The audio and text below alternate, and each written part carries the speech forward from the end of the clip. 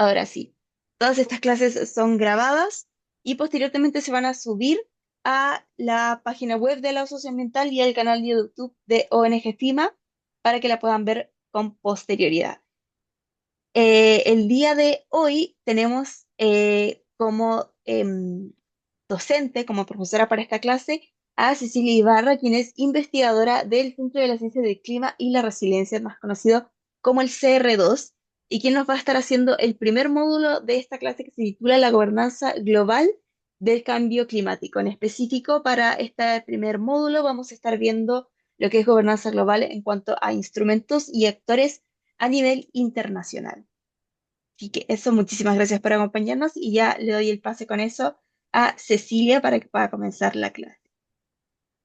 Muchas gracias.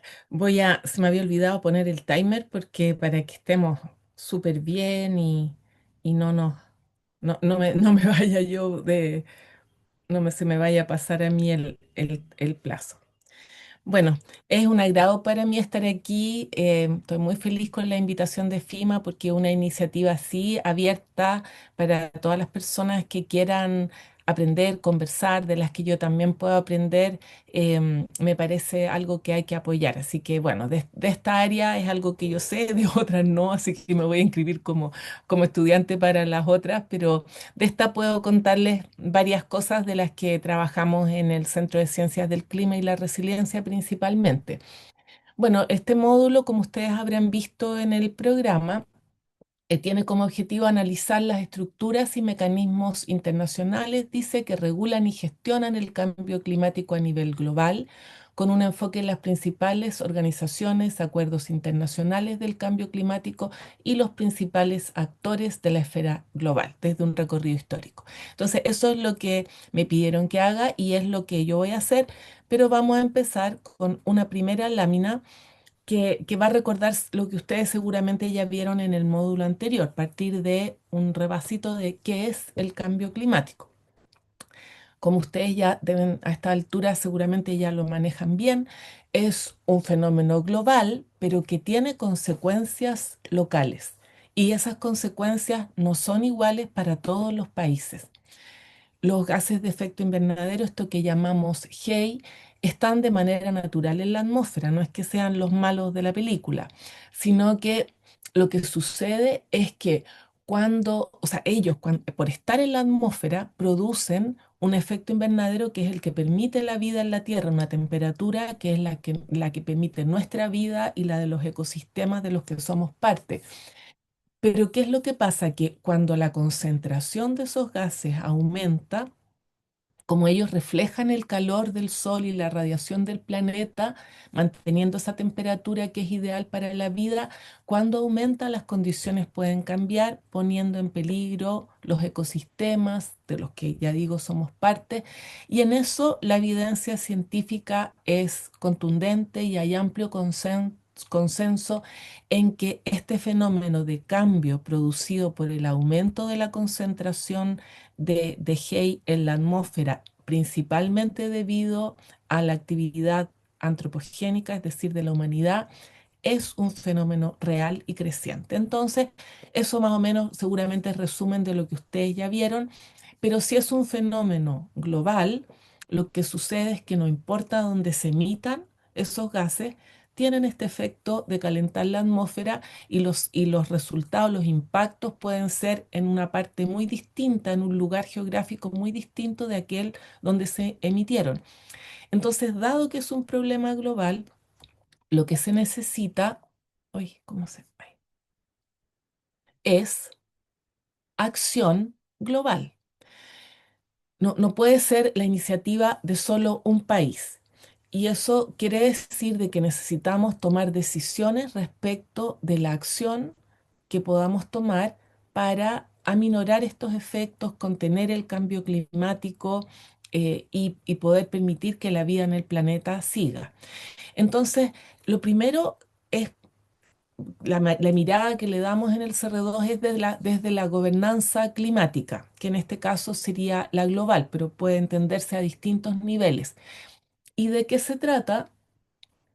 Dado que la vida en el planeta está en peligro y hay que hacer algo y se necesita acción global, hay que ponerse de acuerdo respecto de objetivos y acciones a tomar, cómo es que las vamos a implementar, cómo es que se va a supervisar esa implementación y se va a evaluar que efectivamente está logrando los objetivos propuestos.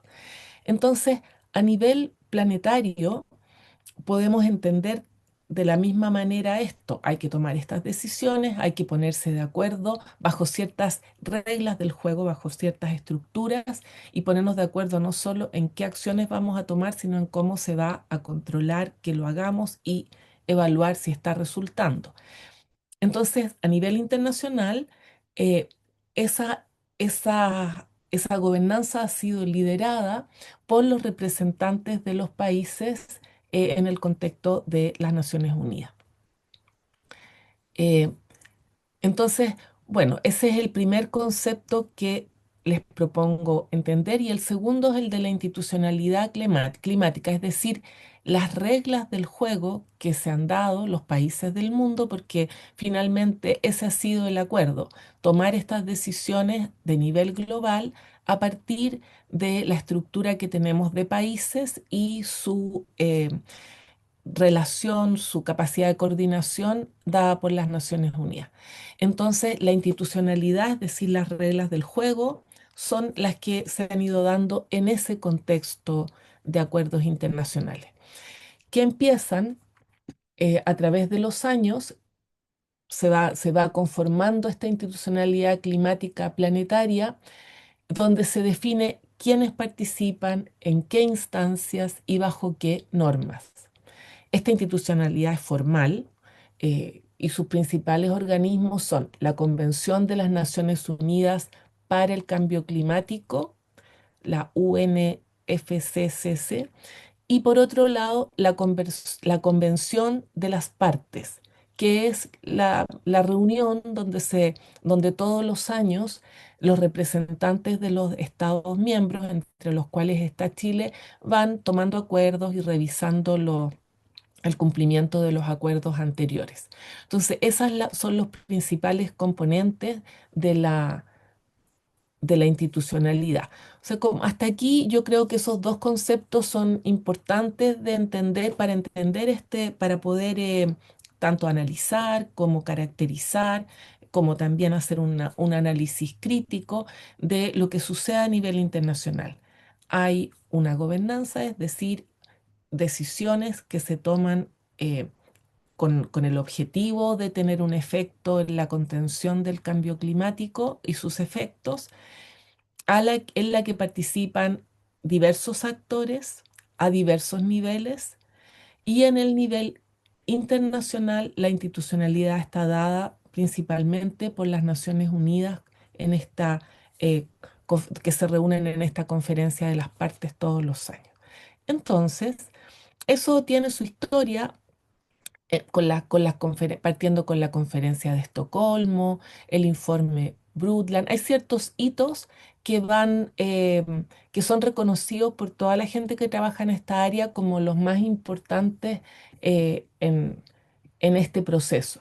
Ponerse de acuerdo sobre qué hacer y cómo ha llevado décadas, como ustedes pueden ver aquí.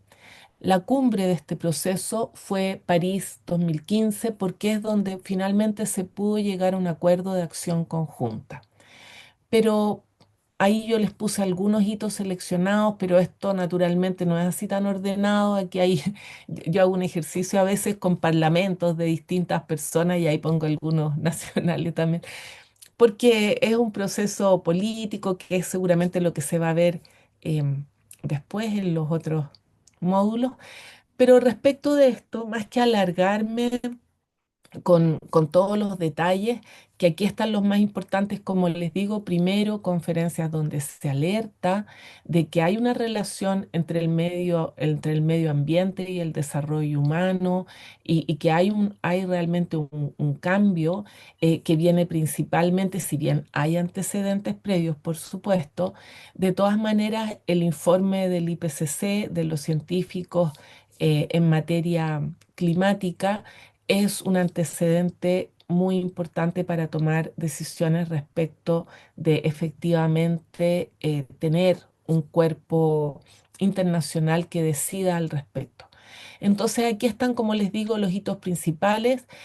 A la izquierda están los previos, la ciencia, las reuniones que se hicieron como Estocolmo y después la Cumbre de la Tierra, y después ya empiezan las COPs, siendo la primera en Berlín, y las más importantes están marcadas ahí, la de Kioto, donde se toman ya algunos acuerdos respecto de reducir las emisiones de Hay, que son las que causan el cambio climático, y por lo menos se exige eso a los países desarrollados en Kioto. Después Copenhague es considerado un fracaso porque no se llega a mucho acuerdo, y París el gran hito. Yo lo que traje para personas que quieran profundizar en esto, seleccioné algunos eh, que lo hacen mucho mejor que yo, algunos sitios que yo considero de interés porque son oficiales de las Naciones Unidas, y otros yo lo estuve revisando y me parecieron muy pertinentes, y además son bonitos. Entonces, mucho más entretenido que yo me intente tratar de hacer algo a estos que hay. Esta era, que estaban súper bien, porque tienen videos, como ven, estos son interactivos. Aquí está todo la misma cuenta que hace las Naciones Unidas, la Convención Marco sobre, ay, espérate, que esto me tapa, sobre los distintos hitos, se fijan, y hay algunos, como les decía, uno marca algunos y te salen videos, fotos. Se pueden profundizar ahí. Este también que te explica qué es la COP, yo expliqué brevemente, pero acá, bueno, lo explica, pueden tenerlo con su historia, se fijan que es bastante atractivo. Y esta está pensada, esta línea que está muy gráficamente atractiva, parte por lo que viene ahora, que es Belén, que es la próxima COP. Em, Estos están los lugares y los temas principales. Entonces se fijan de que se anticipa que el tema de los derechos humanos va a ser uno de los temas principales. Va destacando qué fue lo más importante de cada una de esas reuniones. También esta, que parte con la primera COP del 95, nos salen los hitos previos, un poco, bueno, Río sale, pero también sale una pequeña reseña con qué fue lo más importante. Entonces ahí sale que no pasó mucho en la primera COP, pero fue la que abrió paso a que después se tomara el acuerdo de Kioto, de que los países más desarrollados y con mayores emisiones se comprometieran a una contención de sus gases de efecto invernadero. Entonces, el primer acuerdo que ya es vinculante, el de Kioto, pero involucra solo a lo que se llamaban en esa época países del anexo uno, es decir, países industrializados. Y aquí va marcando, se fijan, los otros más importantes. Cuando, cuando ya el protocolo de Kioto tiene que hacer efectivo, em, etcétera. Y lo bueno es que salen las más nuevas. Ah, yo tenía los hitos de las... Bueno, pero no importa. Eh, Ahí ustedes van viendo. Y aquí está la super conferencia de París con la que voy a seguir ahora. Y aquí tienen un último en que también les puede servir. Bueno, pero volvamos para ir ya terminando esta parte y darnos tiempo de conversar un poco. Como les decía, el Acuerdo de París es considerado un hito. Aquí los voy a mirar. Que me pasa que las caras o las cajitas negras, no sé, de repente no me dejan ver todo lo que tengo abierto. Ya. Entonces, ¿qué es lo que hace el Acuerdo de París? Aquí está principales componentes de ese acuerdo. Por un lado, el calentamiento por debajo de los 2 grados, y continuar con los esfuerzos que permitan que ojalá solo llegue a 1,5.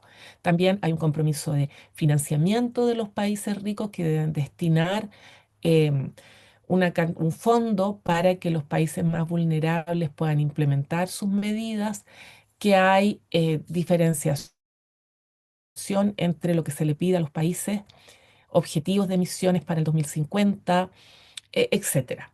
Y hay temas que duraron años, por ejemplo, el tema o sea, sobre todo América Latina, no sobre todo, pero o sea, yo diría que sí, porque América Latina, mucho antes de esto, el cambio climático, desde los años 70, las discusiones ambientales, América Latina tuvo una participación activa y bastante em, con cierto liderazgo respecto de los países no industrializados en la discusión de por qué debían los países menos desarrollados tener que, en el fondo, asumir las consecuencias y tener que restringir sus posibilidades de desarrollo cuando no eran quienes habían causado los daños ambientales y que por lo tanto los mayores costos deberían llevarlos quienes causaron esos daños. Entonces, esa discusión viene al menos desde los años 70 y tiene que ver con si las responsabilidades deben ser iguales, deben ser compartidas.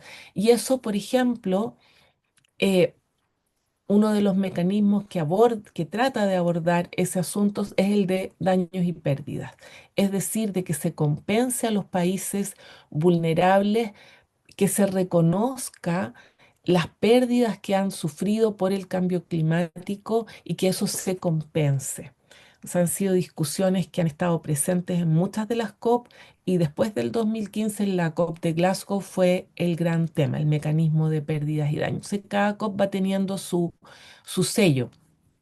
Em, bueno, pero lo que yo quiero contarle un poco más es París, porque París es muy importante para el módulo que sigue, que es cuál es la política de Chile, que básicamente está respondiendo a este compromiso. Em, el Acuerdo de París lo que hace en la práctica es intentar limitar las emisiones totales de gases de efecto invernadero a un número de toneladas que ha permitido determinar los distintos, la asesoría científica, el IPCC, que nos dice si no sobrepasamos ese número de toneladas de gases de efecto invernadero en la atmósfera, bueno, está relacionado, a ver, las emisiones se pueden relacionar por medio de modelos con cuánto hay en la atmósfera. Entonces puedo hablar de emisiones, pero en el fondo lo que importa es cuánto va a estar en la atmósfera, ¿no es cierto? Entonces lo traslado a emisiones y digo, si nosotros contenemos nuestras emisiones a un cierto número de toneladas, eso nos permitiría mantener el calentamiento en 1,5, máximo 2 grados. Si hoy no hacemos nada, y las proyecciones de crecimiento, de uso de combustibles fósiles, que su quema es la principal emisora, ¿verdad?, de gases de efecto invernadero, esto no serían esas toneladas. O sea, las toneladas que propone París son unas toneladas para las que hay que hacer un esfuerzo. Entonces, el mecanismo acordado es que cada país determine compromisos de emisiones máximas. Es como que la torta posible de emisiones, que la dibujo ahí en azul y muestro que tratan, bueno, es mi manera de tratar de mostrar de que esa torta es menor que la punteada que sería si no hacemos nada. Y esa torta tenemos que repartirnosla entre todos los países de manera que los países, eh, perdón, de manera que los países, eh, entre todos, no excedamos esa cuota.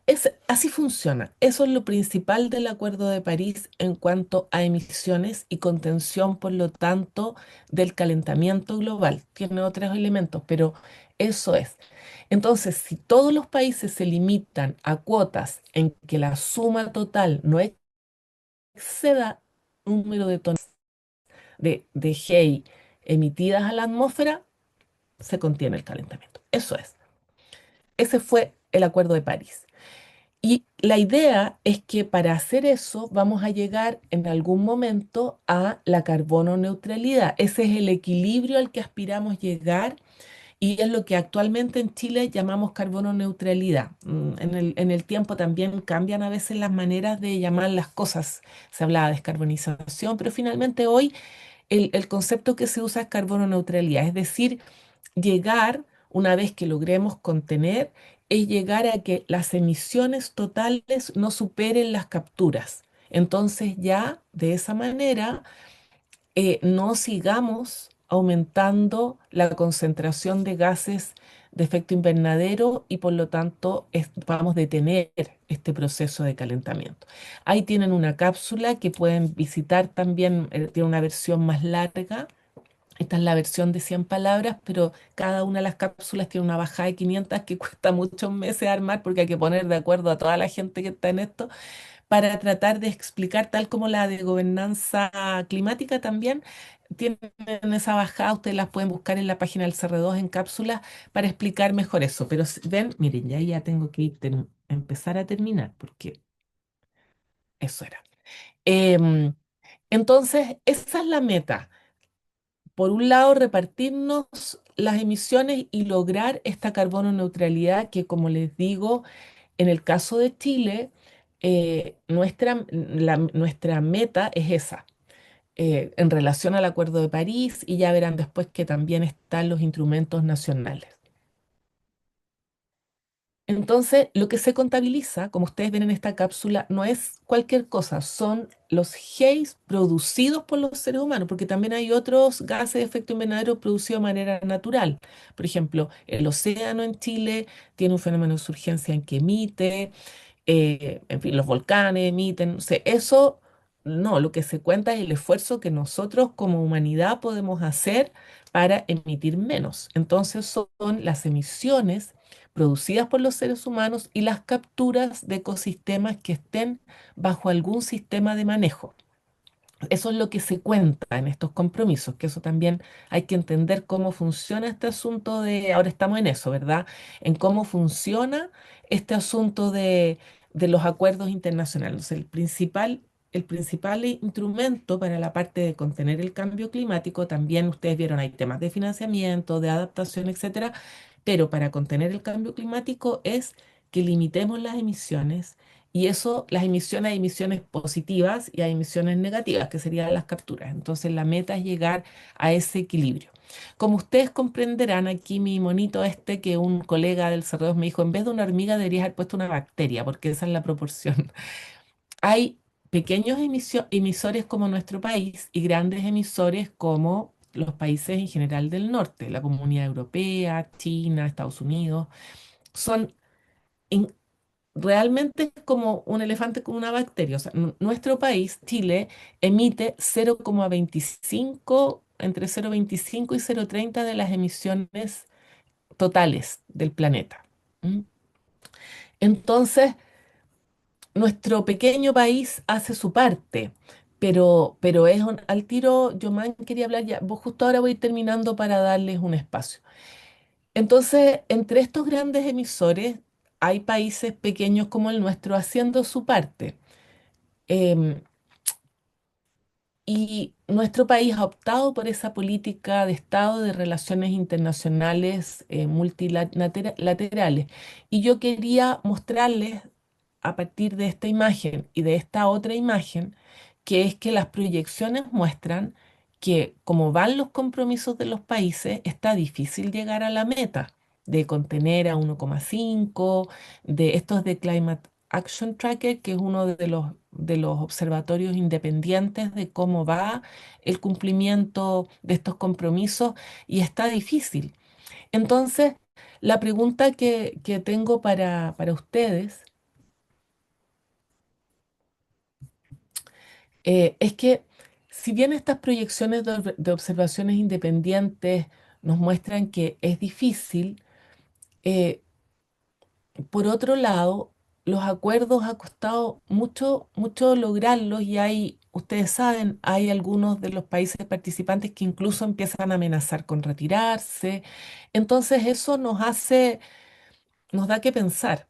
Y la idea es que no nos robe la esperanza, pero que de todas maneras tengamos una actitud crítica al respecto. Entonces, yo quisiera preguntarles a ustedes y quiero preguntarles que lo pongan en el chat y luego podemos quizás si alguien quiere opinar, ¿por qué un pequeño emisor como Chile debe asumir compromisos de lograr la carbono neutralidad? Puede que ustedes encuentren que no hay ninguna razón para ello, pero, pero les pregunto para que lo pongan en el chat, ¿por qué tendría Chile que asumir compromisos de lograr la carbono neutralidad? Espero sus respuestas. A ver, ¿dónde está el chat? Oh, no veo el chat. Vayan escribiendo y después vemos si alguien...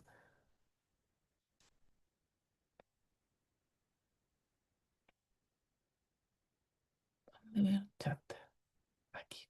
Ahí ya hay algunas respuestas. Súper.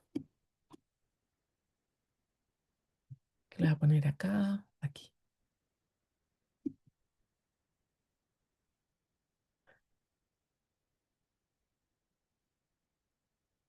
A todo esto, la pregunta que hacían primero, sigan escribiendo y de ahí vamos a ir leyéndolo.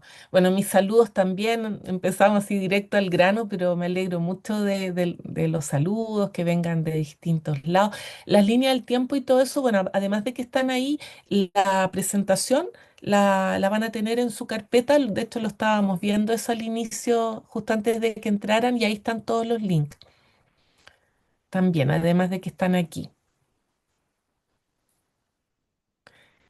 Ya, entonces, lo que vamos a hacer, les voy a pedir, si pueden, en el orden donde está, pero solamente leyendo para que no nos alarguemos y podamos escuchar las voces, pero con con tal cual lo que escribieron, si nos pueden ir leyendo sus respuestas. Si alguien se demora mucho, lo leo yo. Entonces, Patricio, ¿puedes empezar, por favor? Patricio Segura, ¿puedes leer tu respuesta? Bueno, Sí, es que dale. estaba con silencio. No, por una ética para la vida en el fondo, porque siempre se dice que en el fondo como tenemos nosotros prácticamente casi capturamos más, por ejemplo en mi región, Aysén captura más por los bosques y las turberas que es lo que emite. Entonces casi la discusión es que bueno, da lo mismo porque estamos subsidiando al resto del país, pero igual hay que tener una ética en términos de la vida más allá de la conveniencia para poder desarrollar prácticas que sean más responsables con los ecosistemas locales, pero en este caso particular con los globales.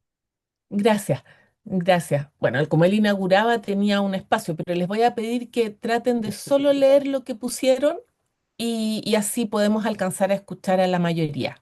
Jorman, Por principio de proporcionalidad.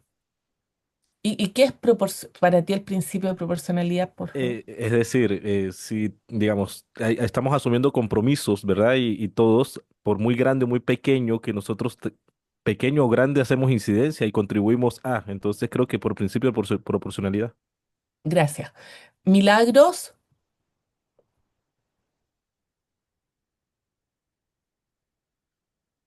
Sí, milagros, yo mencioné la cooperación internacional. gracias.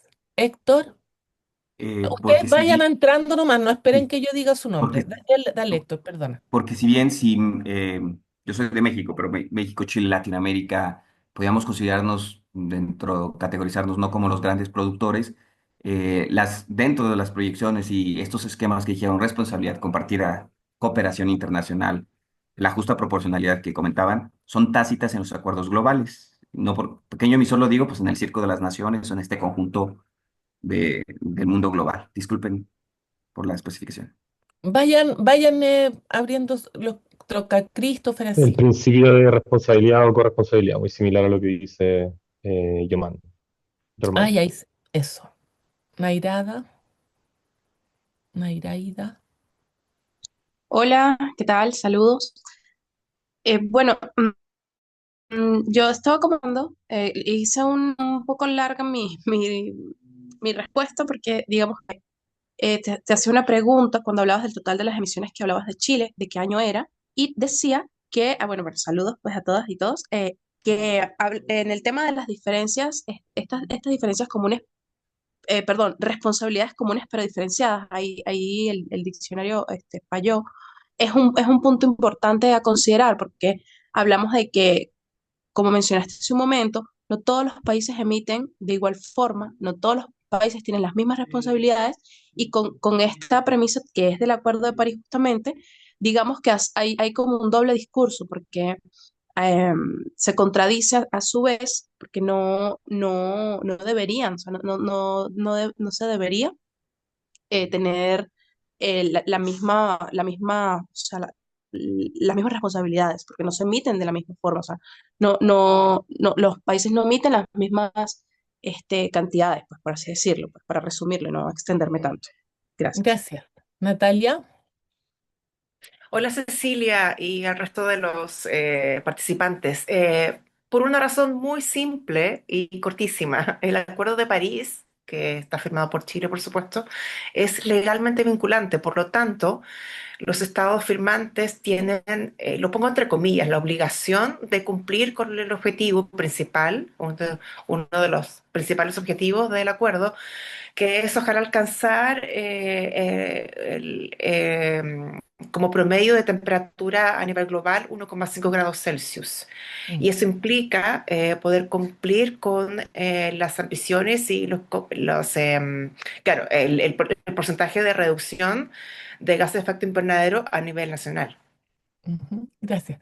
Jorma, tú dices que tienes una pregunta para el grupo o Sí, para con nosotros. respecto a lo que dice la última intervención, hay consecuencias legales. Creo que no se establecen consecuencias legales a quienes no cumplan, ¿no? O sea, y simplemente es un compromiso, y si se quiere, gubernamental, pero no hay consecuencias legales, ¿o sí?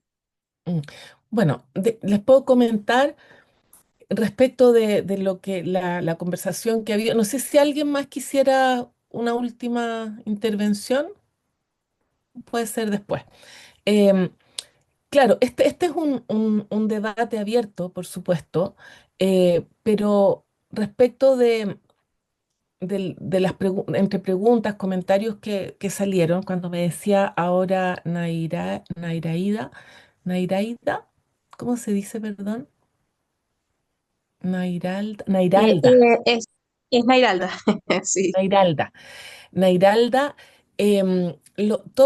si el acuerdo es contener las emisiones, yo no lo puse porque entiendo que lo van a ver en el otro módulo, pero si el acuerdo es contener emisiones, ¿qué es lo que sigue? Es que hay que llevar libro de cuentas. Todos los países tienen que llevar un libro de cuentas de cuánto emiten y cuánto capturan, es decir, de sus emisiones totales. Eso es parte del Acuerdo de París. Y esos libros de cuentas son los inventarios nacionales de gases de efecto invernadero, los INGEI.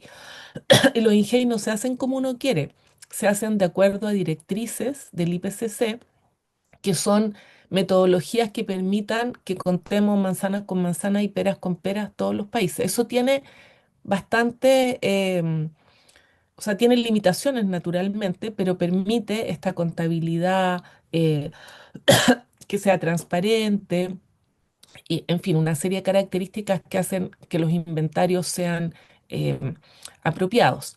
Son cosas bien técnicas, pero que también uno puede discutir, porque se decide ahí qué entra, qué no entra. Entonces, cuando preguntabas de qué años son, todo eso está normado.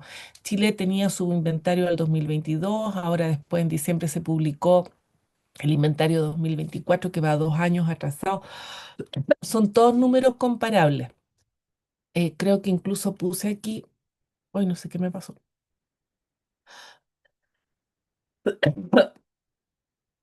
Ah, no, no lo puse ahí, pero seguramente lo van a ver en el siguiente módulo.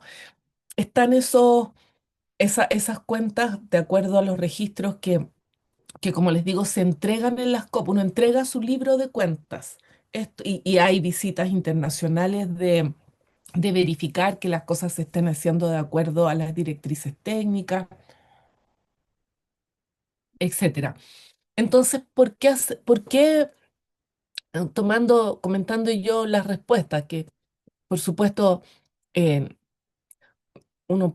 cada uno puede tener distintas visiones respecto a esto porque no es un tema zanjado, pero tal como dice, si me refiero a las NDC, ah, a lo que me refiero es que, ya, cada país, desde París, tiene que ese compromiso, ese triangulito de, sí, eso yo creo, lo puedes leer, Christopher, porque ese también es uno de los temas.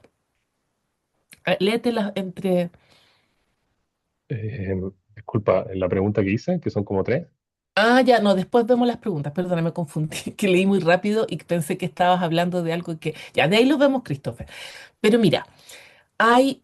Las NDC son las contribuciones nacionalmente determinadas. Entonces, cada país, con esto que les decía acá, cada país se compromete a cuánto es lo que va a contener, va a dejar de emitir de manera de poder que bajen un poco sus emisiones y poder entre todos cumplir la meta, y eso negociaciones y cada uno se anota con lo que aportará y además hacen otros compromisos de adaptación, por ejemplo, en el caso de Chile, que lo verán en el módulo que sigue, hay compromisos de transición socioecológica justa, un pilar social, etcétera, etcétera.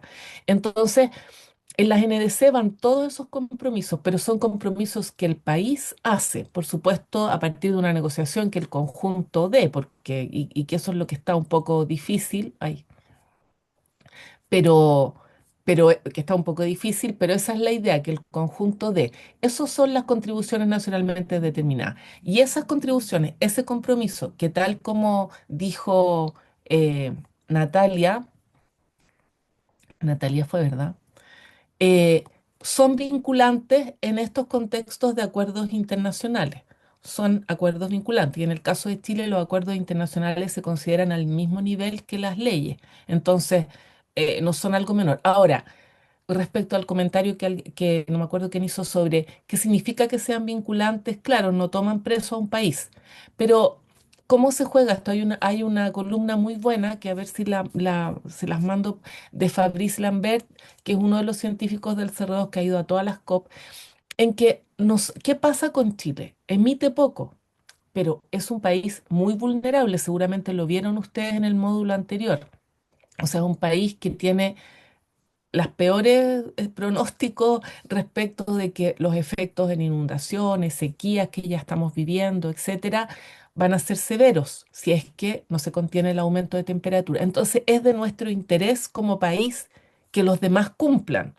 Y una de las maneras de exigir que los demás cumplan, de participar en las negociaciones internacionales, es ser un buen ciudadano y eh, ser un país que, aunque pequeño, pueda participar en esa discusión que es de su interés. Por otro lado, si bien al ser vinculante, es distinto que como sucede con las personas individuales en una sociedad, claro, hay sanciones en el sentido de que Chile, al cumplir con sus compromisos, espera, es parte de su política exterior, ser un país que puede recibir préstamos, inversión extranjera. Hay maneras de premiar y también de premiar y también de castigar, que no se acepten las exportaciones de Chile. Chile es un país altamente dependiente de su de sus relaciones de intercambio, ¿no es cierto? Entonces, eh, hay motivos que uno podría pensar desde las relaciones internacionales, por ejemplo, para que Chile participe de esto. Y por otro lado, ¿qué es lo que pienso yo? Aquí sé por qué Chile, ya estábamos hablando, aquí, Christopher, si puedes,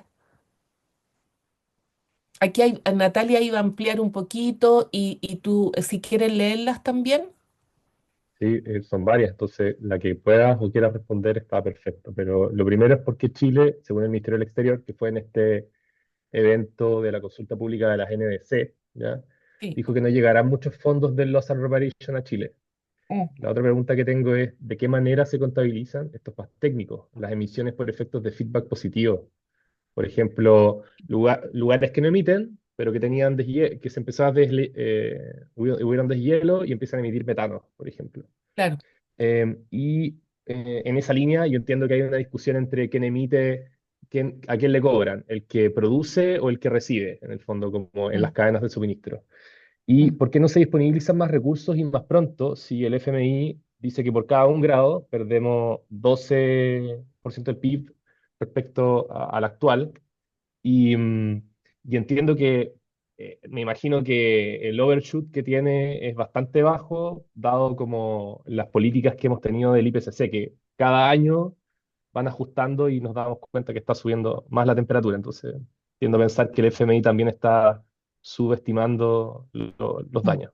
Sí, sí, ahí Natalia también aclaraba de que si bien no hay sanciones, lo que justamente estaba comentando, dice en su reemplazo se establece que las partes deben reportar y insisto, un sistema de transparencia, y eso es justamente los INGEI de los que estaba hablando. Más o menos ahí nos complementamos con Natalia. Y ahí voy a hablar también más de la consulta. Sí, respecto de eso.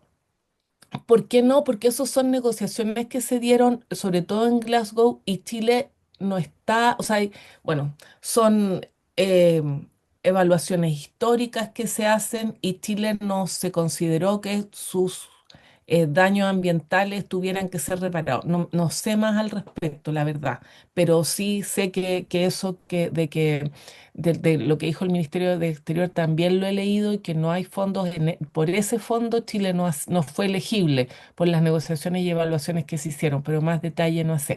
¿De qué manera se contabilizan? Bueno, nosotros estamos trabajando firme con el asunto de la contabilización, porque, porque resulta que ahí está. eh, Ahí es donde se juegan las cosas al final. O sea, por lo menos para un país que está haciendo esto por un tema más diplomático, ¿no es cierto? Y lo que hemos concluido, porque el INGEI es un documento que está disponible, yo tengo unas diapos por ahí, pero yo creo que lo van a ver a continuación y lo pueden buscar en el Ministerio de Medio Ambiente, en el sistema de inventarios, pueden encontrar el INGEI y está toda la metodología y todo. Pero lo importante es lo que dice esta cápsula, que lo que se cuenta es lo que producen los seres humanos y hay 5 categorías y está súper establecido y lo que se descuenta es lo que, lo que capturan los ecosistemas con manejo. En Chile, entre lo que se emite y lo que se captura es como 50-50 y la mayoría del peso se le da a bosques y masas forestales. Y ahí hay todo un tema porque mucho de lo que es tundra, humedal, no está considerado porque no tiene manejo. Y nosotros lo que hemos concluido como CR2 es que hay mucho espacio de mejora en lo que es la contabilización de los aportes, ya sea como tal como dices, Christopher, de emisiones y de capturas de otros ecosistemas que no están siendo contabilizados, ya sea porque no tienen manejo, ya sea porque hay poca información y porque no se han incluido.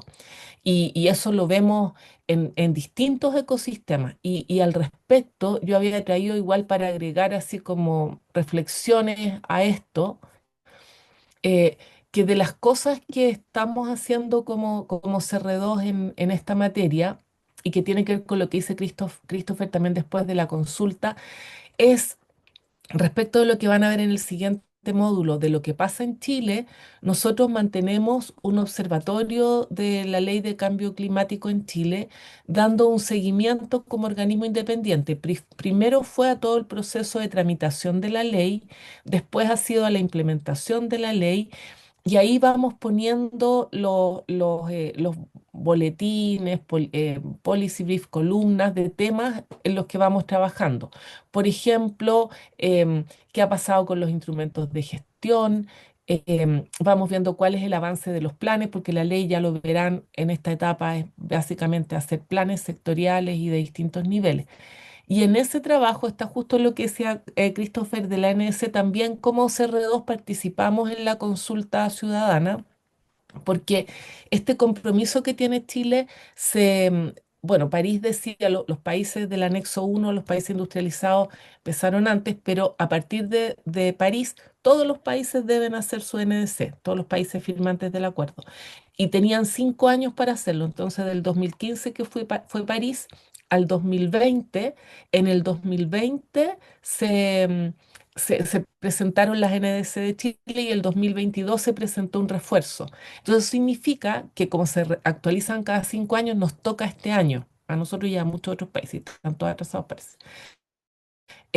Nos toca este año y el proceso de consulta, el que mandata la ley, hubo un primer proceso de consulta y un inicial formal este año, que terminó el 11 de abril, y ahí, tal como Christopher dice que participaron, seguramente FIMA también participó, nosotros como CR2 también participamos, y contesta.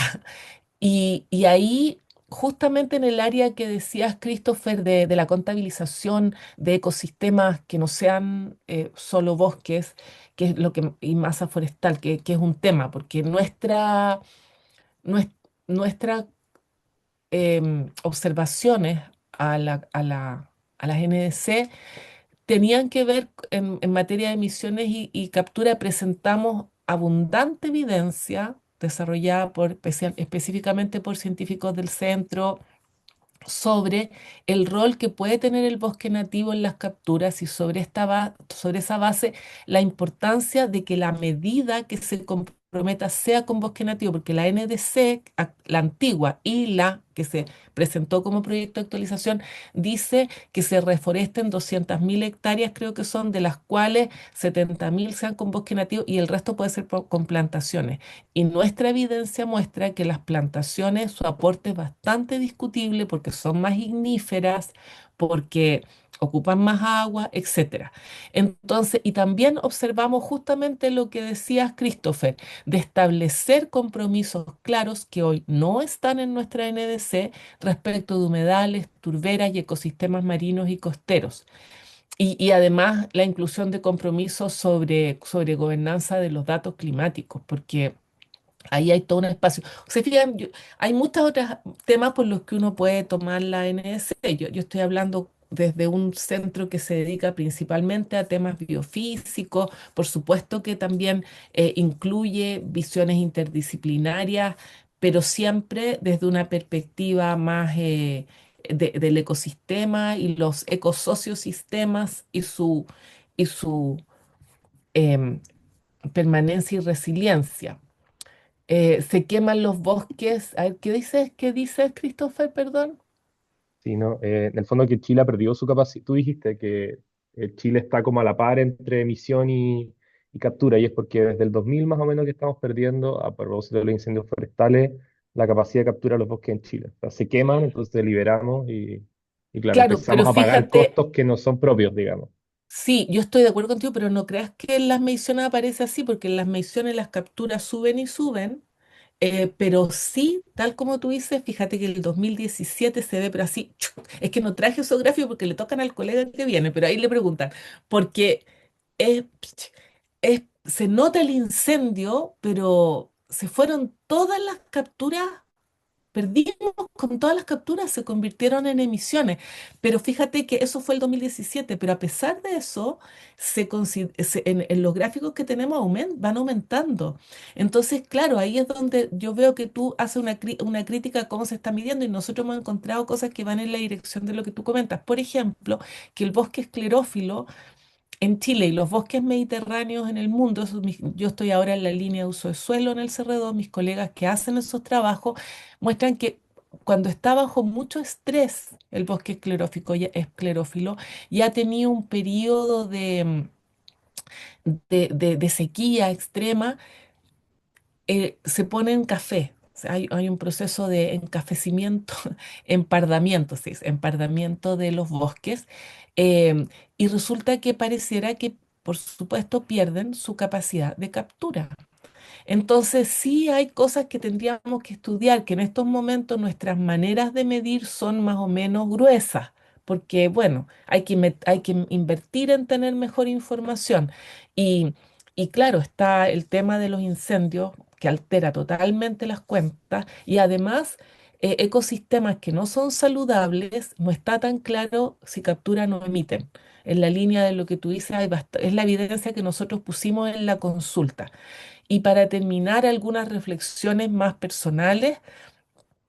Yo creo, mi visión personal, es que sí hay que cumplir. Estoy con Natalia cuando nos dice, bueno, es un compromiso, es vinculante, cuando nos dice, establece que debemos reportar y existe un sistema de transparencia, y creo que estoy de acuerdo con eso, y creo que eso nos ayuda para poder participar en las negociaciones, y también nos ayuda porque podemos podemos elegir medidas en nuestras NDC que tengan cobeneficios o que sean sinérgicas en el sentido de que cerrar una termoeléctrica, por ejemplo, una carbonera, tiene efectos climáticos porque disminuimos las emisiones de gases de efecto invernadero, pero también tiene efectos en calidad del aire local, en, eh, en las emisiones que tienen que ver con impactos ambientales, no necesariamente climáticos. Entonces eso tiene un doble beneficio. Si somos capaces de elegir medidas de ese tipo, estos acuerdos nos pueden ayudar a empujar una agenda ambiental que mucho necesitamos, creo yo. Y a eso le llamo, no, no he tenido mucha buena venta con esto, pero bueno, resiliencia climática, carbono neutral, poner la resiliencia por delante. También creo de manera personal que, pero no personal, eso, el Cerrado está con eso, la ley tiene un principio de justicia, pero digamos suscribo el que la acción climática justa, es decir, que la justicia sea el principio guía de las decisiones en estas materias y que eso esté presente, es decir, cómo se van a distribuir las cargas y los beneficios a nivel de nuestro país, porque todos estos acuerdos son nacionales. Chile es un punto y nosotros nos comprometemos con esto, pero nadie nos dice nada respecto de cómo nosotros distribuimos eso en nuestro país. Entonces ahí hay todo un espacio de pensar en cómo distribuir los costos y los beneficios, cómo asegurar que las personas involucradas, las comunidades involucradas y aquellos que defienden a los ecosistemas donde viven tengan participación en estas decisiones y en su implementación.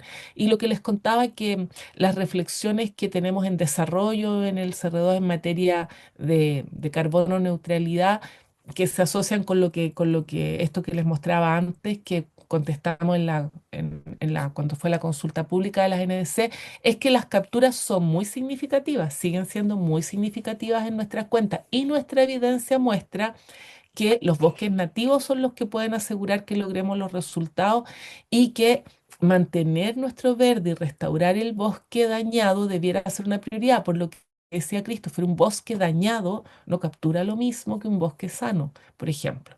Incluir otros socioecosistemas, también lo mencionaba Christopher de otra manera, pero estamos en esa línea. El tema, como les decía, la gobernanza de los datos climáticos. Y hay un trabajo con los inventarios y con evidencia local que puede afinarse. Por supuesto, hay muchos otros aspectos que incluir, aspectos sociales, qué pasa con las comunidades costeras y muchos otros temas más asociados a la adaptación y la resiliencia, pero como lo que yo tenía que cumplir con mostrarles es la gobernanza internacional, esa gobernanza internacional está bien, más bien basada, o sea, muy enfocada en esto de disminuir las emisiones para contener el cambio global. Hay medidas de adaptación en París, sí, pero ni siquiera tienen métrica. Entonces eso ya queda más a la política nacional, que es lo que ustedes verán en el segundo módulo. Eso es lo que traje para contarles. Quedan 2 minutos. Si alguien tiene algo muy importante que crea que debe aportar, yo feliz de escucharles. O no sé, nuestra anfitriona, si tiene alguna indicación. A ver, voy a dejar de compartir, pero ahí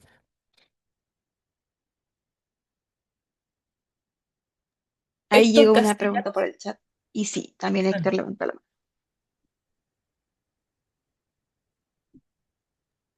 Y bueno, no sé si me tocaba primero.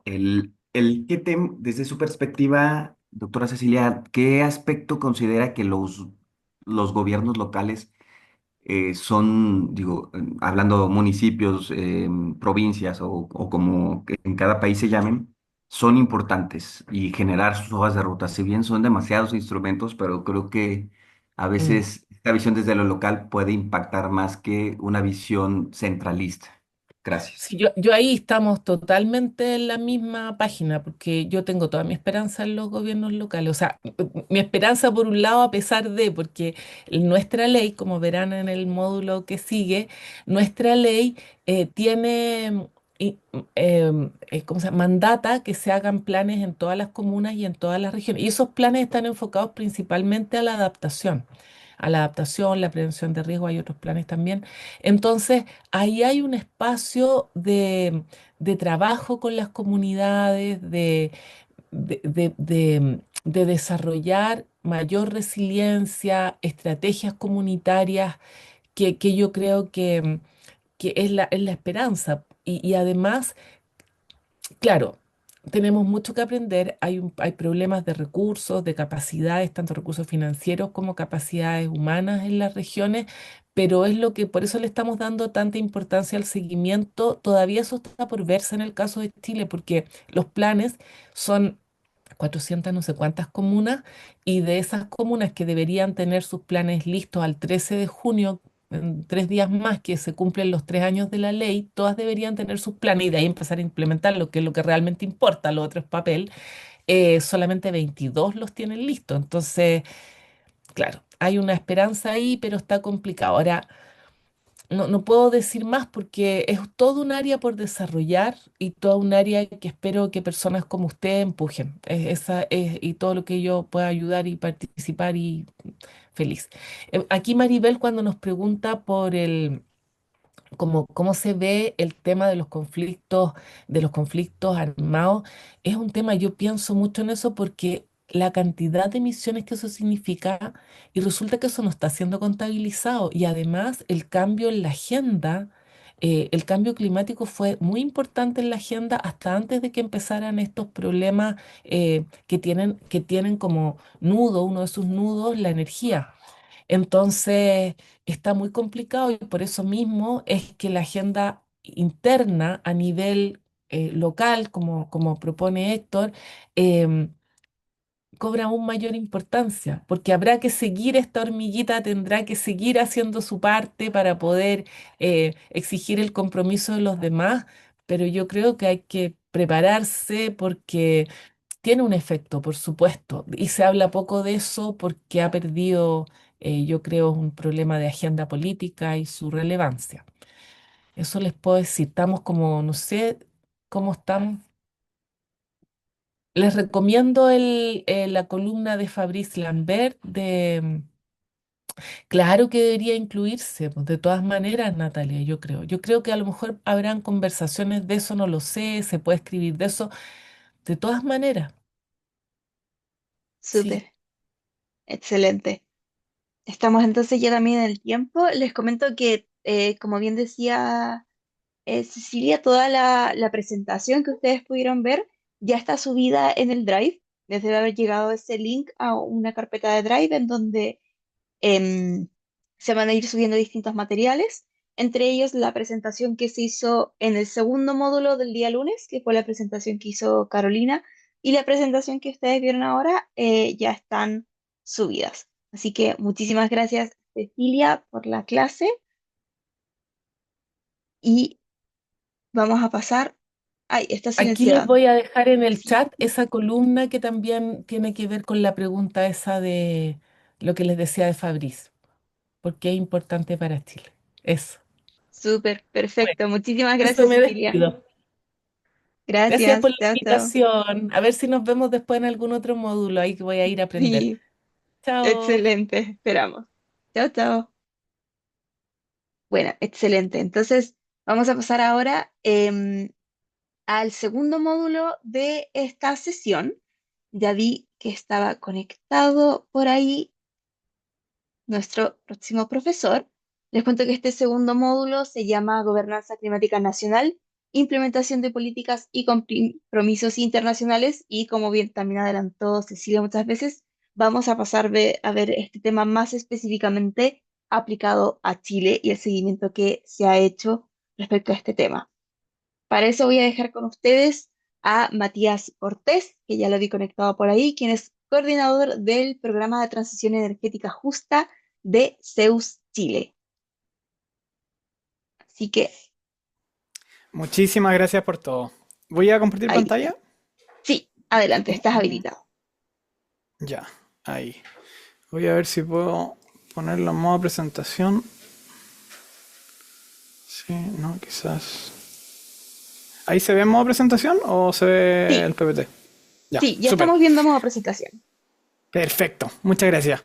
Bueno, primero que nada, saludar a todos y todas.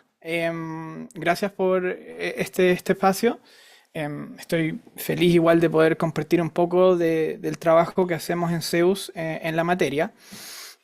Y bueno, para empezar, simplemente contarles un poco, yo soy cientista político, trabajo principalmente en materias de transición justa, sin embargo también hemos trabajado en seguimiento de la Ley Marco de Cambio Climático, que vamos a ver después, pero igual por si acaso voy a hacer como una pincelada bien grande de varios temas previo a.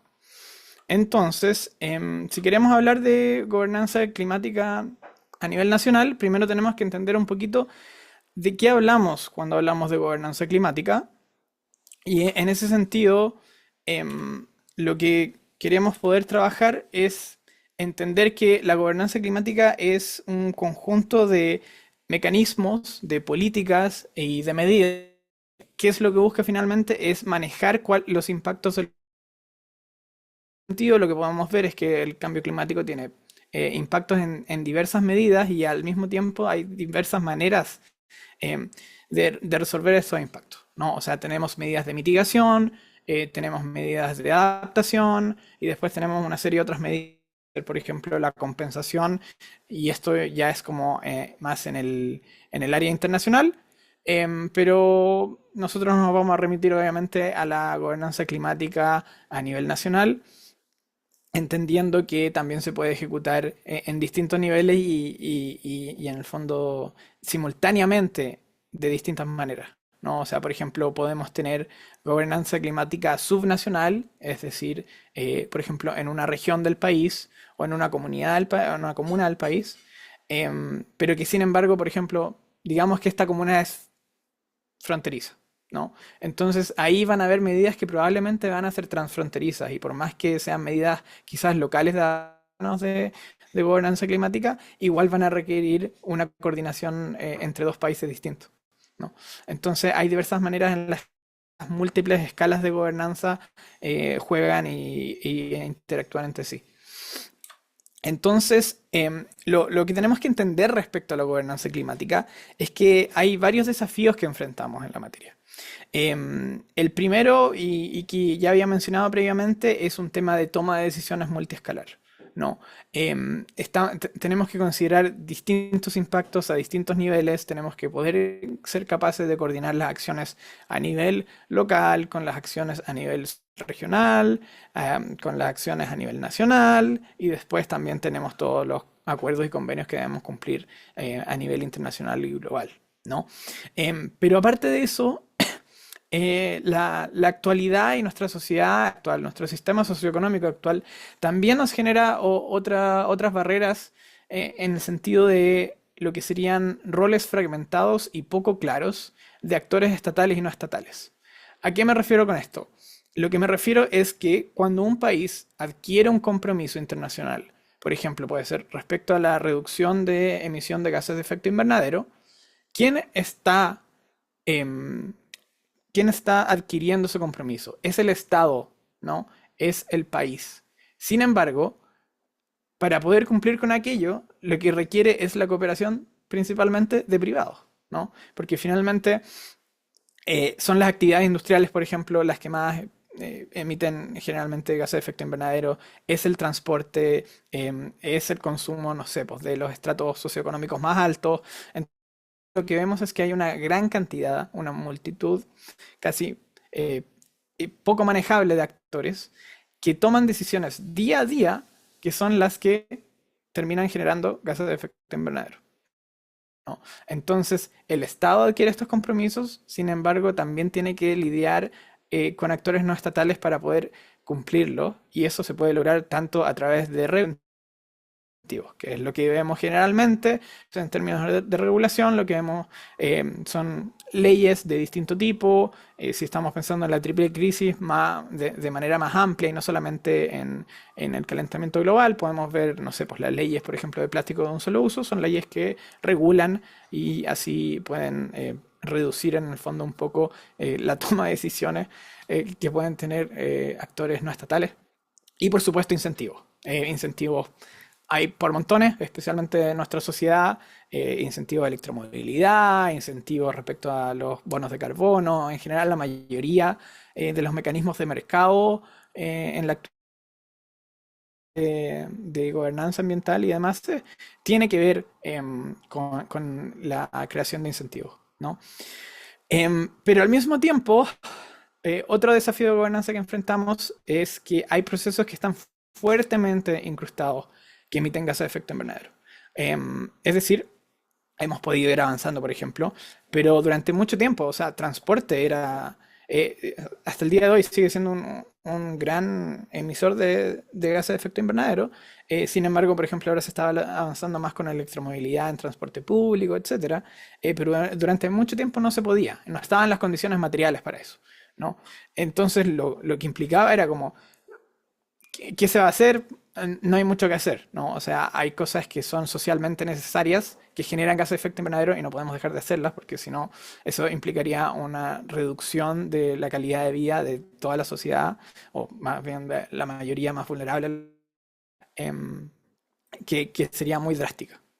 Y también tenemos temas de gobernanza climática, que esto ya genera más necesidad de una coordinación intersectorial, por ejemplo, a nivel de Estado, entre distintos ministerios, por ejemplo, o agencias, que tienen que ver con la indisociabilidad entre el cambio climático y otras áreas. O sea, lo vamos a ver siempre.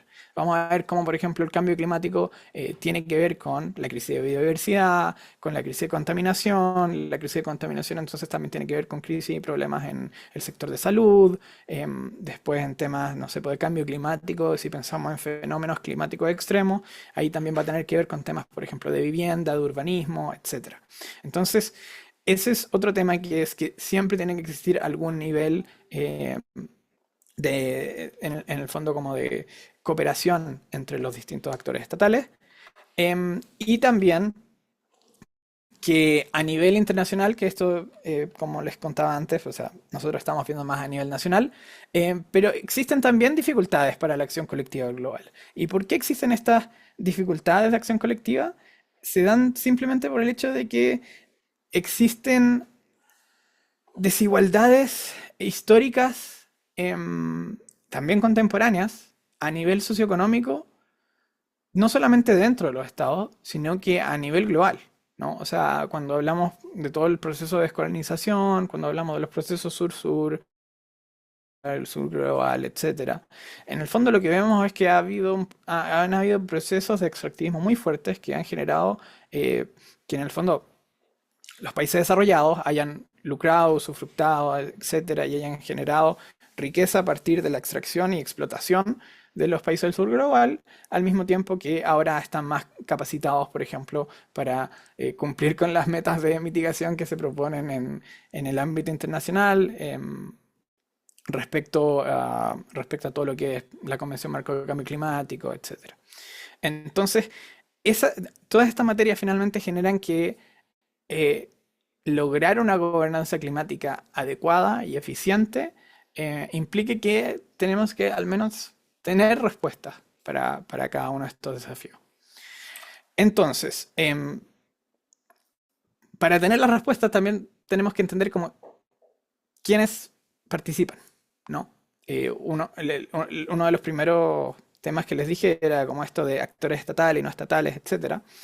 Entonces, aquí lo que quería mencionarles es que, bueno, actores que nos encontramos, generalmente sector público, hablamos de gobierno ejecutivo y estados, es decir, una visión más corta de lo que sería el sector público, y después una versión más a largo plazo.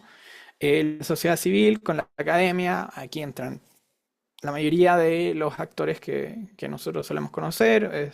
Estamos hablando de sociedad civil a nivel individual, de personas, estamos hablando de comunidades locales, estamos hablando de pueblos originarios, por ejemplo, academia, etcétera, y después sector privado, entendido como todos los emprendimientos e industrias que trabajan en la materia, ¿no?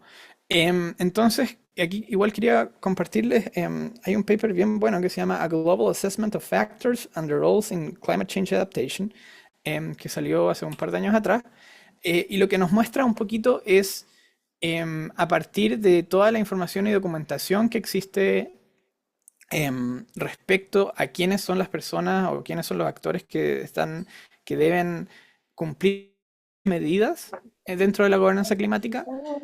Entonces tenemos básicamente, em, eh, podemos evaluar qué tanto se cumplen las predicciones que tenían los investigadores respecto a las ¿no? En este sentido, ¿a qué me refiero y qué es lo que ven en esta super gráfico? Lo que están viendo es que, por un lado, en la columna tenemos los tipos de actor, entonces tenemos individuos, tenemos sociedad civil, tenemos gobierno, tenemos instituciones internacionales y tenemos el sector privado, la academia, etcétera, etcétera. Y después tenemos las distintas medidas que se tienen que tomar frente al cambio climático. O sea, por ejemplo, generar conciencia, planificación, medida, implementación. Entonces lo que te dice esto en el fondo es como cuánto esperaban los investigadores que se mencionaran a estos actores respecto a ciertas medidas y cuánto se mencionan realmente. Entonces hay algunas cosas bien interesantes, como por ejemplo que los individuos tienen una frecuencia observada muy alta en términos de implementación. ¿Qué significa esto? Que había muchas observaciones de que hay una gran cantidad de planes y de documentos respecto a gobernanza climática que establecen que son las personas las que tienen que implementar de acción climática. Después podemos interpretar y ver cómo, por qué pasa esto y todo, pero en el fondo es como para ir viendo cómo existen ciertos instrumentos que podemos ver como de qué es lo que esperamos nosotros que se utilice como actores, o sea, como qué actores creemos nosotros que debieran ser los que implementen y generen ciertas medidas, como pueden ser el financiamiento de acciones de adaptación o de mitigación, coordinar las interacciones, etcétera, versus, en el fondo, cuál es la realidad dentro de los documentos mismos. Entonces, para ir un poquito más rápido en esto, ya lo vieron antes en el módulo, de políticas climáticas surge en verdad entre los años 60 y los años 70 generalmente en la arena internacional, pero el año 87 con el reporte de Brundtland, ese es como en general uno de los primeros hitos que es nuestro futuro común, y posterior a eso en 1992, como saben, se establece la Convención Marco de Cambio Climático, que lo que busca en el fondo es estabilizar concentraciones de gases de efecto invernadero para evitar una interferencia peligrosa, antropogénica obviamente, en el sistema climático. Y después de eso se han ido sumando otras convenciones respecto a otros temas, que también es lo que hablábamos antes, que el cambio climático es indisoluble a otras problemáticas ambientales y sociales, como son la Convención de Biodiversidad, la CBD, la Convención contra la Desertificación, UNOC, ahora respecto a océanos. Entonces, yendo ya y empezando a ir un poquito más a lo que es el país, los distintos compromisos internacionales, globales y regionales que son adquiridos por Chile, y aquí yo destaqué algunos de los más importantes nomás, pero no son todos obviamente. Y bueno, por ejemplo, el año 92 se firma la Convención Marco, después hay un proceso de ratificación. Generalmente las fechas siempre son como un poquito, uno siempre tiene que decidir qué va a poner y qué no en la línea de tiempo, porque finalmente pueden tomarse 2 o 3 años entre la firma, la ratificación y después la publicación, etc. Pero bueno, tenemos la Convención Marco de Cambio Climático y el Convenio sobre Diversidad Biológica en el año 92. Después, el año 94, surge el convenio respecto a la lucha contra la desertificación, que es bien importante considerando el proceso de desertificación que viviríamos posteriormente en el país. Después, del 98, empiezan los mecanismos de mercado, que yo personalmente, haciendo una transparencia, considero que son muy poco efectivos en materia, en el fondo, como global, en el fondo, no respecto a sus metas en sí, en el fondo, a qué tanto han ayudado. Entonces tenemos los protocolos de Kioto, los anexos A y B, que en el fondo lo que establecen es cuáles son los países que contaminan y cuáles son los países que contaminan tanto que debieran como poder entrar en un mercado de bonos de carbono en los cuales se compren y vendan a modo de mitigar y compensar las emisiones de efecto invernadero que generan. Después viene el Acuerdo de Copenhague, el 2009, que es un poquito más voluntario. Después el Acuerdo de París, 2015, que es cuando se genera lo que actualmente vemos que es la manera predominante de trabajo en materia de instrumentos de gobernanza climática, que son las NDCs. Y por supuesto, no puede faltar el Acuerdo de Escazú, que no es un compromiso internacional a nivel mundial, pero sí es un acuerdo regional importante en materia de derechos de acceso a tanto la información como la justicia ambiental, y por ende es importante también para los procesos de gobernanza climática. Entonces, las contribuciones nacionalmente determinadas, o NDCs, son las NDCs, como probablemente vieron en el módulo pasado, surgen del Acuerdo de París en 2015, principalmente artículo 4, otros artículos más también, y son el núcleo de los compromisos internacionales del acuerdo, y en el fondo lo que establecen es que cada país va a establecer metas, propuestas y acciones para reducir sus emisiones de gases de efecto invernadero y adaptarse al cambio climático. Se intenta que estas sean vinculantes, sin embargo no hay ningún mecanismo de sanción al respecto en caso de que no se cumplan, sino que simplemente que son de revisión, en los cuales las secretarías técnicas y los organismos técnicos de la ONU buscan poder apoyar a los países a que, a que puedan ir cumpliendo sus metas, ¿ya? Entonces, como les decía, ¿qué contienen? Contienen objetivos. ¿A qué nos referimos con objetivos? Distintas cosas, pero una de ellas son los planes de diversificación económica, es decir, que lo que se hace es se evalúa y se establece, no sé, cuáles son los sectores industriales mayores o sectores económicos, en verdad, que generan mayores emisiones de gases de efecto invernadero de cada país, y cómo se puede diversificar esto para tanto mantener la seguridad socioeconómica del país, como también poder lograr una reducción de emisiones de gases de efecto invernadero. Y por supuesto también tenemos metas. Entonces tenemos metas de mitigación y tenemos metas de adaptación. Como se mencionaba previamente, las metas de adaptación generalmente no son, no es que no sean medibles, es que no se establecen como mediciones muy apropiadas. En verdad, entonces generalmente se dejan como algunas oraciones más al aire, pero en el caso de mitigación existen como, es muy fácil en el fondo trabajar en lo que sería el inventario de gases de efecto invernadero, toneladas métricas de carbono, de dióxido de carbono equivalente. El equivalente es importante, ¿por qué? Porque los gases de efecto invernadero, como saben, no solamente son el dióxido de carbono, sino que tenemos hidrofluorocarburos, tenemos azufre, tenemos metano, etcétera, tenemos óxidos nitrosos. Entonces todos estos gases en el fondo como que se convierten a cuánto sería de CO2, porque así es como es una manera más fácil de evaluar la situación, pese a que en el fondo igual tienen como capacidades de calentamiento distintas, y también tienen promedios de vida en la atmósfera que son distintos. Pero bueno, entonces las NDCs en el fondo tienen todas las contribuciones que se debieran establecer respecto al cumplimiento de objetivos y metas.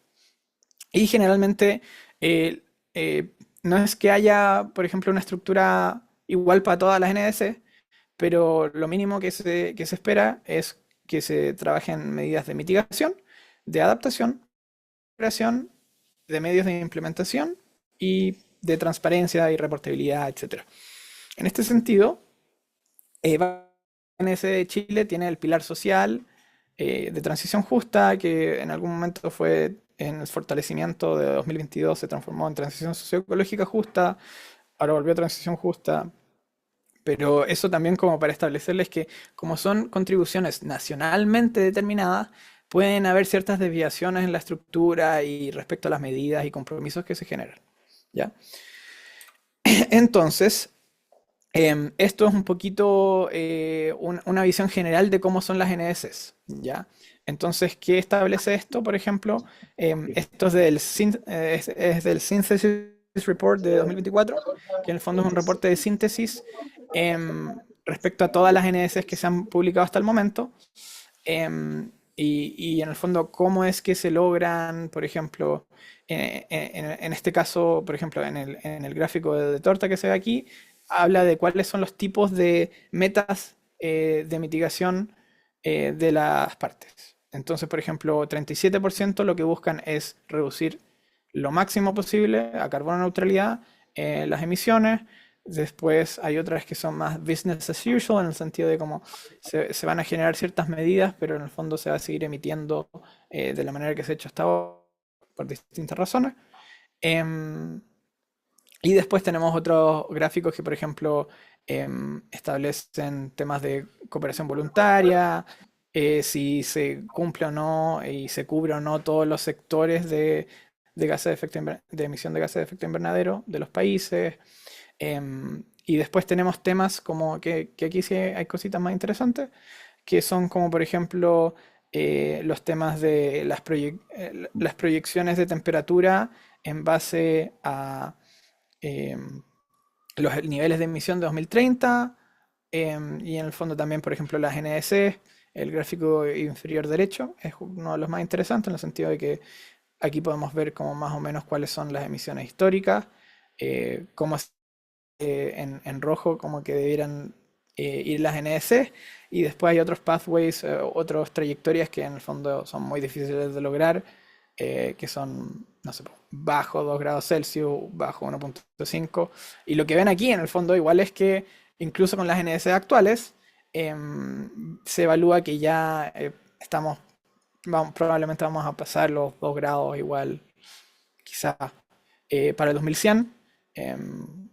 Entonces, también aquí hay un nivel de necesidad de poder generar mecanismos de retroalimentación y aumento de ambición en materia de acción climática.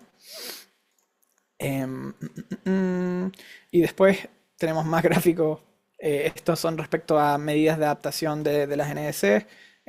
Después ustedes pueden meterse y revisar todo respecto a cuáles son los componentes de adaptación. Generalmente lo que más se habla en adaptación en las NDC son temas de seguridad alimentaria, de recursos hídricos.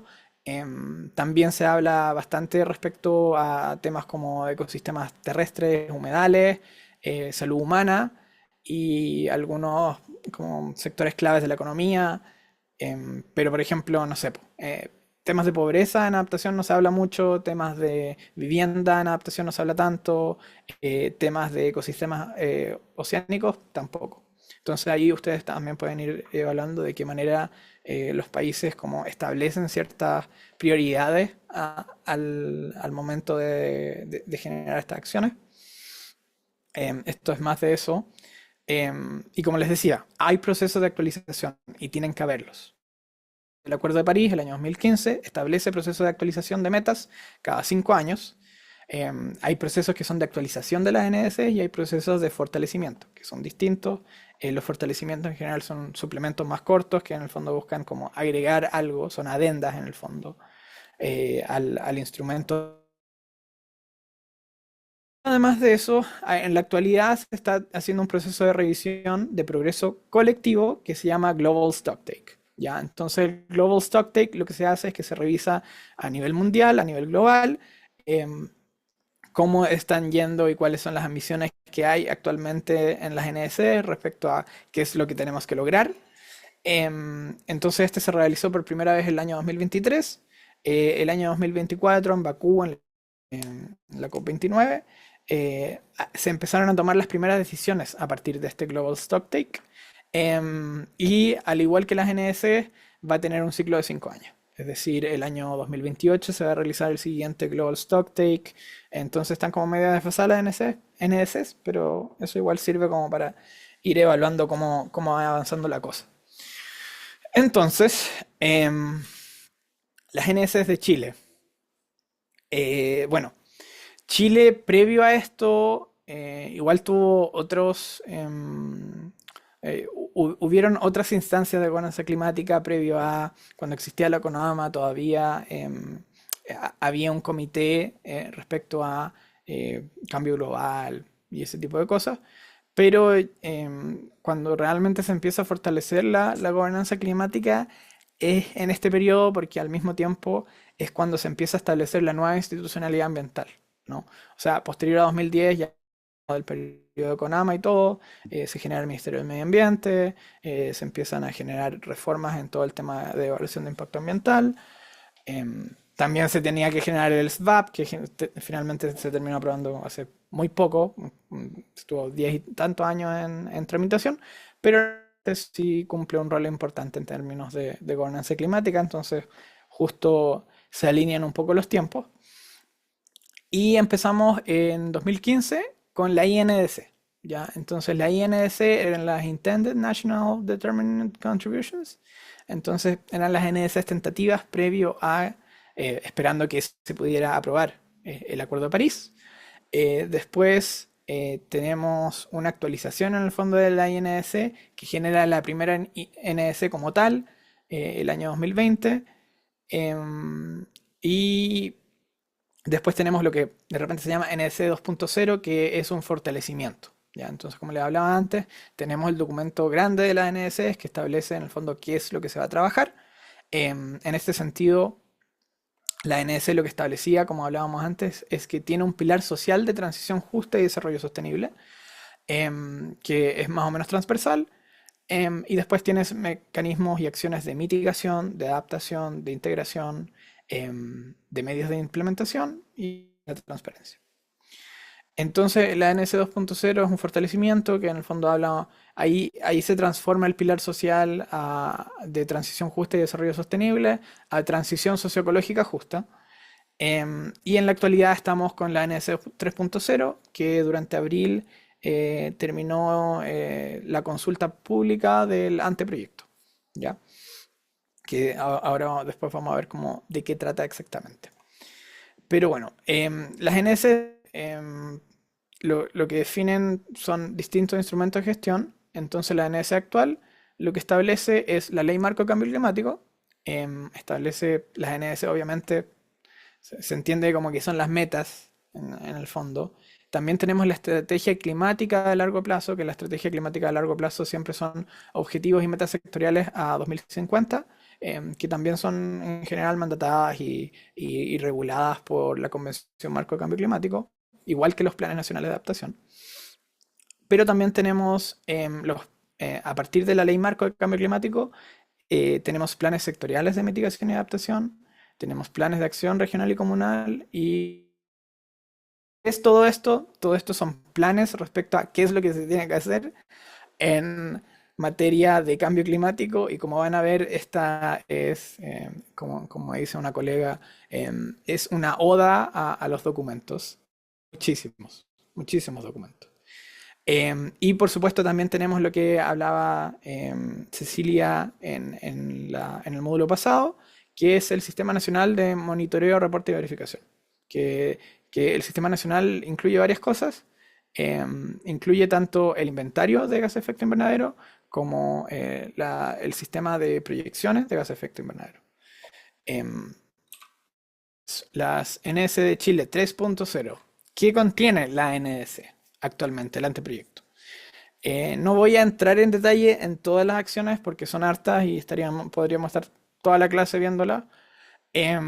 Pero uno de los primeros pilares, como hablábamos antes, es el tema de transición socioecológica justa. Pero ¿cuáles son las medidas? En verdad las medidas son un poquito... no es que sean tan etéreas porque ya estamos avanzando en eso, pero cuando fue, por ejemplo, la evaluación del anteproyecto de la nueva NDC de Chile este año, todavía no estaba aprobada por el Consejo de Ministros la Estrategia Nacional de Transición Socioecológica Justa. Ahora sí lo está, entonces ahora podemos saber cuáles son las medidas de esta estrategia nacional, pero en el fondo, ¿cuál es la meta de Chile al respecto? Estrategia nacional. Y también otra de las medidas importantes que tienen es la medición de variables de transición laboral. En transición justa en general, uno de los temas más importantes, uno de los más importantes, pero uno de los temas originales respecto a la temática, tiene que ver con cómo se logra asegurar los derechos laborales de las personas que pierden sus trabajos debido al cierre de industrias contaminantes, ¿no? O sea, estamos hablando de cómo podemos asegurar que personas, por ejemplo, que trabajan en termoeléctrica, después pueden seguir trabajando en otro tema, en otro rubro, de una manera adecuada, digna, etc. Respetando sus derechos laborales, sociales. En temas de mitigación, como les decía antes, mitigación es como muy directo. Entonces, en mitigación, por ejemplo, Chile se compromete a presupuestos de emisiones de gases de efecto. Se compromete con eh, llegar a un máximo de emisiones, o sea, un peak respecto a ciertos gases de efecto invernadero, se compromete a potenciar la valorización de residuos orgánicos. Entonces aquí en términos de números, por ejemplo, es entre 2020 y 2030 no superemos 1100 megatoneladas de dióxido de carbono. Eh, y también, por ejemplo, que no sé, pues, que este año sea el pic de metano y que de aquí en adelante eh, reduzcamos paulatinamente las emisiones de metano, ¿no? Entonces, aquí está lo que había mencionado Cecilia antes y tiene que ver con todo lo que es el SNI, que es el Sistema Nacional de Inventarios, y el INGEI. Entonces, aquí pueden ver el balance de gases de efecto invernadero por sector entre 1990 y 2022. Y aquí está lo que mencionaba Cecilia, que es que 2017, em, producto de los incendios, hay un pico súper grande, o sea, hay un aumento muy importante en materia de las emisiones de kilotoneladas de CO2 equivalente. Y aquí, ¿qué es lo que qué es lo importante? En la parte celeste es lo que se llama UTCUTS. Entonces, UTCUTS en general se habla de todo el tema que es como por uso de suelo, etcétera. Entonces, ¿qué es lo que se dice? Y dentro de qué es lo celeste, lo celeste en el fondo es la captura de carbono del inventario forestal. Pero como mencionaba igual Cecilia, también tenemos que pensar en estas materias no solamente desde una perspectiva de mitigación, sino que también tenemos que pensar en resiliencia climática, tenemos que pensar en biodiversidad, y en ese sentido, en verdad, es marginal, o más bien, son marginales para el país los beneficios que tiene, por ejemplo, tener el secuestro de carbono a partir de plantaciones forestales versus bosque nativo. Y al otro lado lo que tenemos es un poco el diagrama de gobernanza del servicio del Sistema Nacional de Inventario.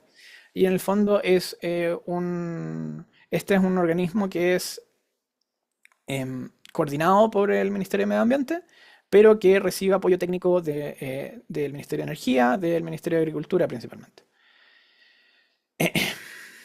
Entonces, en materia de adaptación, lo que tenemos, por ejemplo, es un inventario nacional de impacto de cambio climático. En el fondo se va a generar un atlas respecto al cambio climático en Chile y respecto a las pérdidas y daños que se generan debido a este.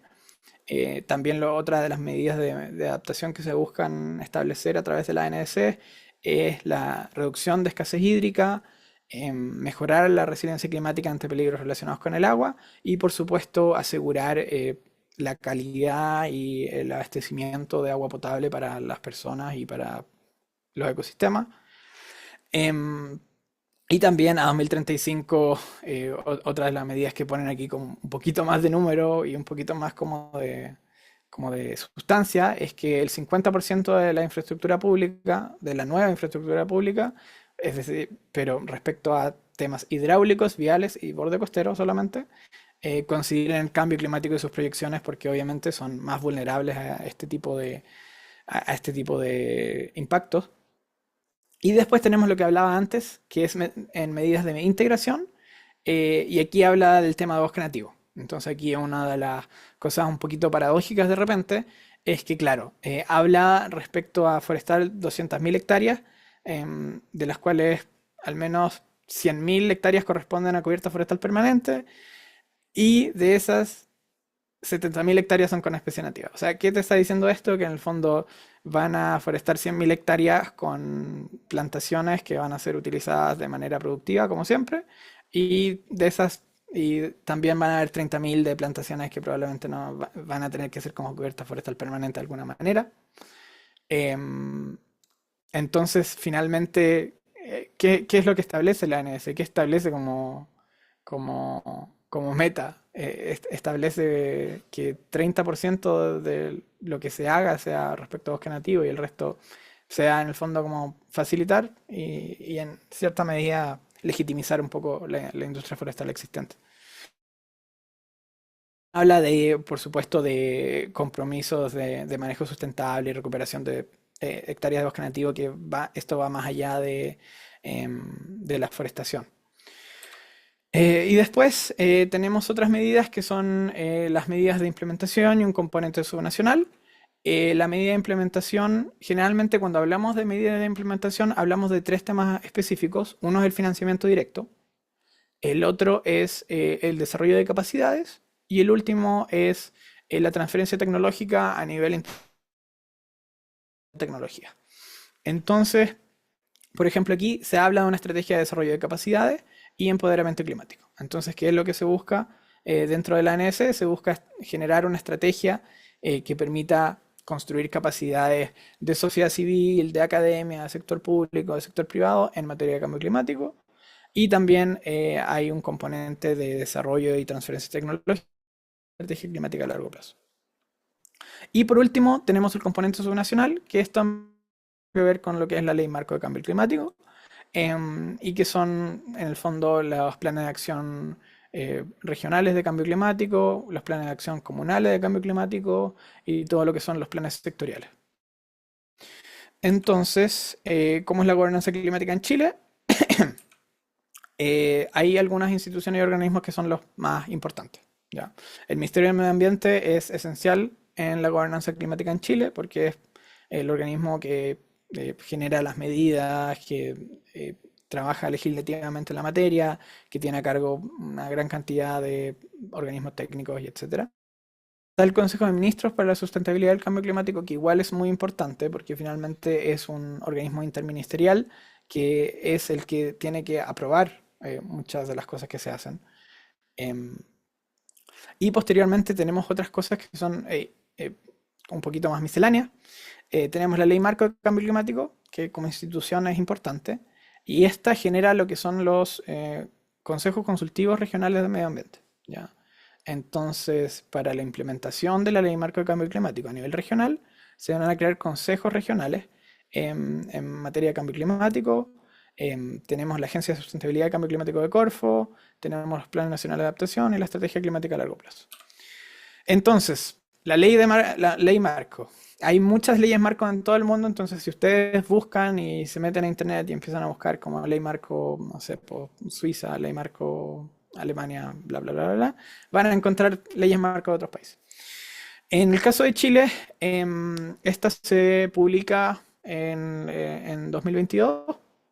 Había sido promulgada por Boric y fue también presentada como mensaje presidencial por Piñera. Y el artículo 1 de la ley señala como objetivo que lo que busca finalmente es hacer frente a todo lo que es los desafíos del cambio climático, ¿no? O sea, lo que buscamos es tanto mantener neutralidad de gases de efecto invernadero como temas de adaptación de cambio climático y en el fondo generar lo que sea resiliencia climática, que finalmente que hablamos con eso. Con eso lo que estamos pensando y lo que estamos viendo sería cómo podemos resistir a eventos extremos, por ejemplo, u otras afectaciones debido al cambio climático. Y entonces, la Ley Marco de Cambio Climático, ¿cómo se operacionaliza? Esto es muy importante. Se operacionaliza a través de distintos planes y por eso decía yo que esto es una oda a los documentos. Tenemos los planes sectoriales de mitigación y adaptación, tenemos los planes de acción regional, tenemos los planes de acción comunal y tenemos los planes estratégicos de cuenca, ¿ya? Entonces, ¿los planes sectoriales qué son?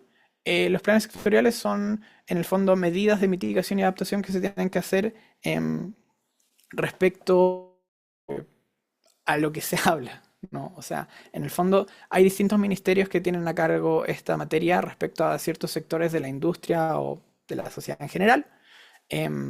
Entonces lo que buscan es tanto la reducción de gases de efecto invernadero como también establecer acciones y medidas que logren adaptar a todas estas instituciones y a la realidad física material de las personas al cambio climático, reducir vulnerabilidad, generar mayor resiliencia. Hablado antes, Cecilia, uno de los instrumentos importantes aquí para evaluar todo esto es la página web de lo que sería el Observatorio de Ley Marco de Cambio Climático. hecho por el CR2 y el Centro de Derecho Ambiental de la Universidad de Chile, los que hacen una evaluación constante respecto a todo el tema del avance, tanto respecto a los planes mismos como a los reglamentos mandatados, tanto directa como indirectamente por la ley. Entonces lo que podemos ver por acá, muy en breve, es que todos los reglamentos que fueron mandatados directamente por la Ley Marco de Cambio Climático, que tienen que ver con cosas como instrumentos de gestión de cambio climático, respecto a comités científicos, respecto a sistemas de información, respecto a sistemas de certificación, etc., ya pasaron por consulta ciudadana y la mayoría ya fue aprobada por el Consejo de Ministros. Falta solamente el reglamento que regula los planes estratégicos de recursos hídricos y el reglamento que fija el funcionamiento interno del Comité Científico Asesor. Sin embargo, igual hay algunos más que, hay algunos que hay algunos que pasaron por, perdón, hay algunos que no tuvieron que pasar por la aprobación del Consejo de Ministros, entonces ya están todos casi publicados y faltan un par que todavía no se publican. Respecto a planes sectoriales de mitigación, aquí, tanto en mitigación como en adaptación, tenemos lo mismo, que es que todos los planes pasaron por participación ciudadana temprana, algunos una mejor, otra peor participación ciudadana temprana. Después pasaron por consulta ciudadana, pasando al Consejo de Ministros, ninguno estaba publicado en el diario oficial, pero están todos listos, supuestamente, así que prontamente deberíamos empezar a ver que se publican. Entonces, por ejemplo, aquí en mitigación, tenemos energía, tenemos transporte, minería, salud, agricultura, obras públicas, vivienda y urbanismo. Que en el fondo son los sectores más importantes donde se tiene que reducir las emisiones de efecto invernadero. Y después en adaptación tenemos otras temáticas como son biodiversidad, como son recursos hídricos, el tema de pesca, turismo, ciudades, etcétera, que en verdad es un plan bien más o menos, pero bueno. Entonces aquí este es como quizás uno podría decir el meollo del asunto, ¿no? Que tiene que ver con la gobernanza multiescalar, ¿no? Es decir, hemos visto todo esto de gobernanza climática en el que tenemos las NDCs y tenemos los planes nacionales de adaptación y tenemos medidas y tenemos compromisos, etcétera, etcétera, etcétera. ¿Cómo se baja esto a la realidad? Con más documentos. Tenemos que entender cómo se vinculan las acciones nacionales